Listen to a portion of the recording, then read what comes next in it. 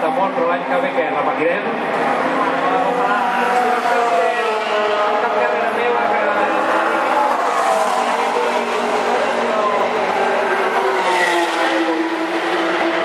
I ara què?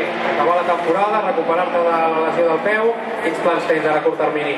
Recuperar el peu, que és més important, i ara queda la part final de la temporada, que és important, el Mundial de Trial i el Mundial d'Enduro, a veure si puc guanyar.